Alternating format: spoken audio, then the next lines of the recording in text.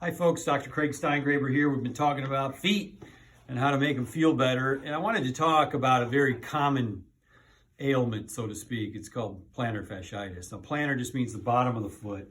Fasciitis, itis, whenever you see itis, it means inflammation. Fascia is kind of a cellophane covering, so to speak, over our muscles and different areas of our body. So it's kind of a general term. But it certainly has to do with inflammation of certain tissues, whether it's ligaments or muscles or tendons in our feet, maybe the fascia as well. And it can be painful. And it's oftentimes hurts the most when you've been off your feet for a while, like when you get up in the morning and then you step down and it can really, really hurt. So it's a very, very common thing. So I want to talk a little bit about that.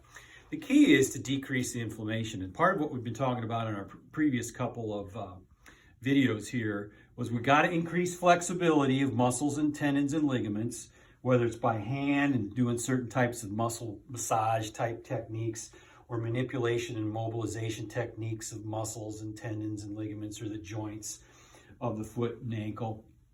We also want to decrease strain. We talked about supporting the arches with custom-made orthotics, which virtually everyone benefits from, even if you don't have foot pain, because it just takes pressure off our body. But you want to decrease the inflammatory component, the itis component, and by increasing the flexibility, providing more support is a big, big way to decreasing the inflammation that results from dysfunction of those things.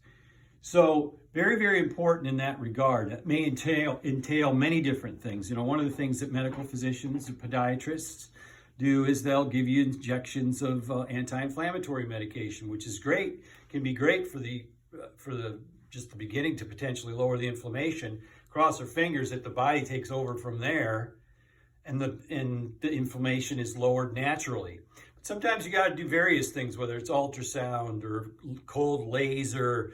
Vibration type therapies can be very, very important to get some of the nerves working better, get some of the muscles and the ligaments and the tendons working better as well. So the inflammation or the causation of the inflammation goes down from the physical stresses and strains. I'm going to have another video or so on inflammation. And there's a lot of other aspects of inflammation that could be contributing to something like plantar fasciitis or any other type of pain that is more global inflammation throughout our chemistry.